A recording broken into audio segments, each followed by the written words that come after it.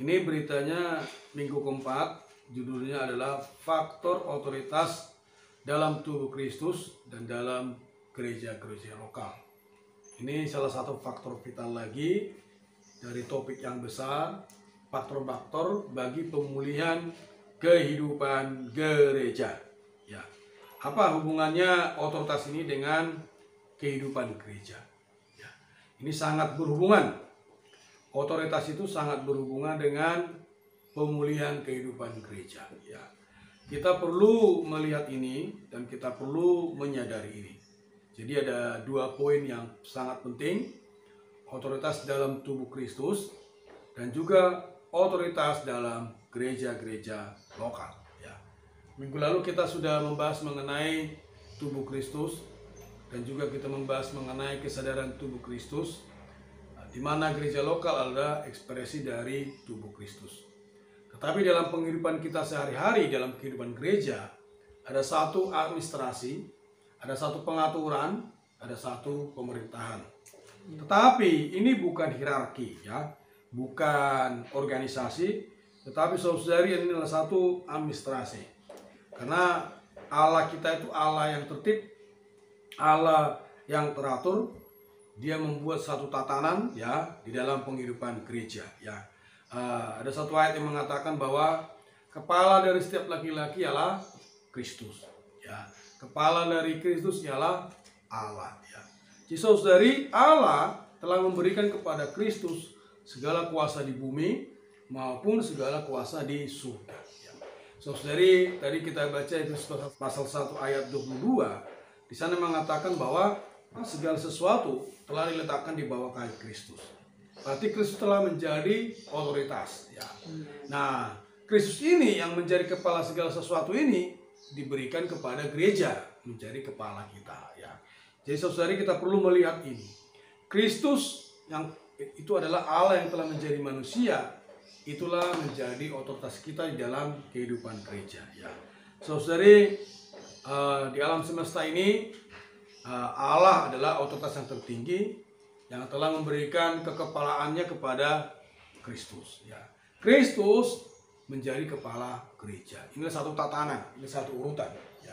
Jadi saudari, di dalam gereja-gereja lokal juga ada kepala. Ya, ada kepenatuaan, ada wakil otoritas Allah yang ditunjuk oleh para rasul. Ya. Saudari, dalam kehidupan gereja ini bukan kepemimpinan yang tunggal, tetapi jamaah.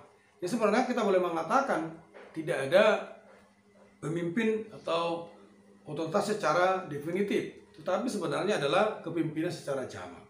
Saudari, inilah pengaturan Allah di dalam Alkitab. Ya, kita melihat ini, kita bersyukur untuk perkara ini. Tetapi sesungguhnya, ya, kepenatuan itu adalah untuk menggembalakan jemaat, ya, untuk merawat kawanan domba Allah. Jadi saudari, kita perlu baik-baik memperhatikan otoritas ini. Ya. Nah, ada satu ayat tadi kita dua bacakan bahwa tahta atau otoritas Allah ini adalah tahta yang mengalirkan hayat. Ya. Itu sama dengan tahta di Ibrani pasal 4 ayat 16. Ya. Itu juga sama dengan tahta di Wahyu pasal 22 ayat 1. Ya. Tahta Allah dan anak domba. Nah, tahta ini adalah tahta yang mengalirkan air hayat. Ini kalau kita menggambarkan dalam pikiran kita, ini tahta yang unik, ya. Satu tahta tapi mengalir air hayat. Ini artinya tahta ini bukan hanya otoritas, bukan hanya untuk administrasi, tetapi juga adalah untuk persekutuan. Ya. Jadi juga boleh dikatakan bahwa ketika kita memiliki hayat, ya, semakin bertumbuh dalam hayat, seharusnya kita makin mengalirkan air hayat. Ya. Saudari, karena itu Rasul Paulus mendorong kita jangan takut, ya, menghadap tahta kasih karunia. Ya. Ketika kita datang kepada tahta kasih karunia, ya, yaitu tahta Allah dan anak domba ini, kita akan mendapatkan rahmat dan juga menemukan kasih karunia. Ya. Khususnya di masa-masa pandemi ini, saudari, ya, kita perlu sering-sering datang kepada tahta ini. Sering-sering menghadap tahta Allah ini. Supaya apa? Kita mendapatkan kasih karunia, kita mendapatkan rahmat untuk pertolongan kita pada waktunya. Ya. Saudari, kita juga perlu ngecek ya, kita perlu juga memeriksa diri kita ya. Kalau kita kurang pengaliran air hayat ya, kalau kita kurang mendapatkan persekutuan dengan saudari, ya, kita perlu baik-baik datang kepada Tuhan. Tuhan, apa ada yang salah ya? Apakah kita menyinggung otoritas Allah, wakil otoritas Allah? Jadi saudari, dalam penghidupan gereja yang praktis perlu ada koordinasi, perlu ada pengaturan, perlu ada persekutuan. Ya, jadi kita bukan menjadi orang Kristen yang sembarangan ya. Jadi kita bisa melakukan semau kita ya. Ini bukan gereja, itu bukan gereja yang dipulihkan. Gereja yang dipulihkan ialah saudari di dalam hidup gereja bila saling berkoordinasi ya, saling bersekutu, saling mendukung, saling menyuplai ya. Karena saudari perlu ada para penatua ya. Di gereja-gereja di Solo Raya ada para penatua ya. Kita perlu menghormati mereka ya. Jangan sampai kita mungkin ada perasaan tidak enak, kita sembarangan mengomentari ya. Ada beberapa kisah di dalam Alkitab ya, berhubungan dengan pemimpin umat Allah ya. Masih ingat kisahnya Maryam? Maryam itu mengomentari Musa. Musa itu nggak fasih lidah ya, tetapi dia bisa menuliskan 5 kitab Musa yang begitu detail ya. Tetapi dia tidak fasih lidah. Tetapi saudari, walaupun Musa ini tidak fasih lidah, Tuhan berbicara melalui dia. Makanya Maryam ini protes ya. Harun juga seorang yang fasih lidah. Dia protes, kenapa firman Tuhan harus datang dari Musa ya. Dan kebetulan Musa itu menikahi bukan orang Israel ya, orang Kus ya. Dia menikahi orang Kus ya. Jadi memang kemungkinan ada celah di atas diri Musa. Tetapi karena Musa adalah pemimpin Allah, Musa adalah wakil otoritas Allah, tidak seharusnya Miriam mengomentari secara negatif ya. Saudari, dalam penghidupan gereja kita juga perlu sedemikian ya. Ada Kristus, otoritas Allah dalam tubuh Kristus. Tetapi Kristus tidak kita lihat secara praktis. Dia ada dalam pengalaman kita, dia ada dalam kehidupan kita. Berbeda dengan para penatua. Para penatua kita bisa lihat ya dalam kehidupan gereja. Mungkin mereka ada celah ya. Mungkin mereka ada kekurangan ya. Tetapi sama seperti kisah Miriam tadi, kita tidak seharusnya mengomentari secara negatif ya. Ini bukan sosial media ya. Ini adalah hidup gereja ya. Khususnya orang-orang muda ya, harus hati-hati dengan pembicaraannya ya. Perlu memiliki mulut yang penuh dengan kasih karunia ya. Perlu memiliki perkataan yang disalibkan ya. Terhadap orang-orang lebih tua ya, kita perlu menaruh hormat ya. Orang-orang yang melayani, kita perlu tunduk dan taat. Orang-orang yang memimpin kita juga perlu menaruh hormat ya. Inilah jalan berkat. Inilah jalan mendapatkan pengaliran air hayat. Makanya Alkitab di Wahyu pasal 22 ayat 1 dan 2 mengatakan bahwa tahta Allah dan anak domba ini mengalirkan sungai air hayat, sungai kehidupan yang jernih bagaikan kristal.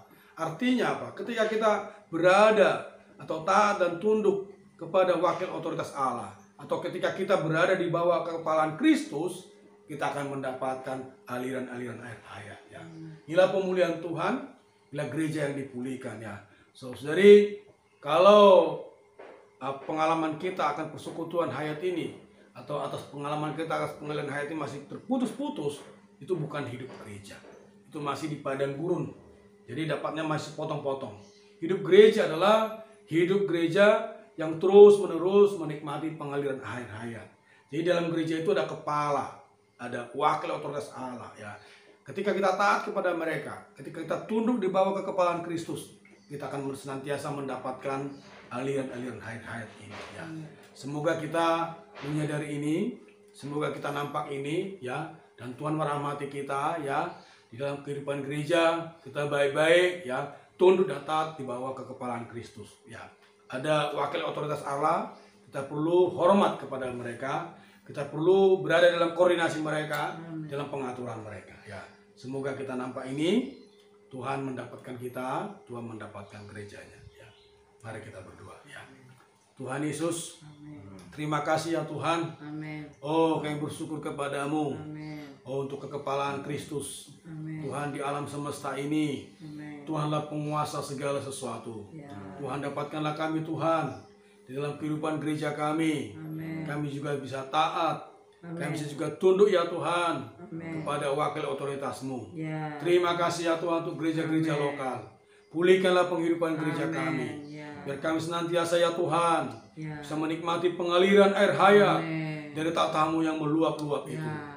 Terima kasih ya Tuhan. Ya. Kami bersyukur kepadamu. Amin. Berkatilah saudara-saudari seluruh raya. Amin. Oh, supaya kami semua Tuhan dalam Amin. satu koordinasi hayat, Ya. dalam satu persekutuan hayat, Amin. di bawah tahta-Mu. Amin. Terima kasih Tuhan. Ya. Mulia bagi nama Tuhan. Amin. Amin. Terima kasih Tuhan. Amin. Kami bersyukur kepadamu. Amin. Engkau menjadi teladan bagi ketaatan kami Amin. terhadap otoritas yang ada di atas kami. Amin. Terima kasih untuk penatua dan para pewajib Amin. yang telah Tuhan tetapkan Amin. menjadi wakil otoritas-Mu. Amin. Telah kami belajar menaati. Amin. Telah kami belajar sikap kami tepat Amin. terhadap wakil otoritas-Mu ini. Amin. Oh, terima kasih Tuhan. Terima Bahwa diri kasih. kami terus senantiasa melekat. Amin. Mendapatkan suplayan Amin. dari Dikau sebagai sumber air hayat bagi kami. Amin. Terus menguatkan dan menyegarkan kami. Amin. Terima kasih Tuhan Yesus. Terima Amin. kasih Tuhan. Amin. Puji Tuhan.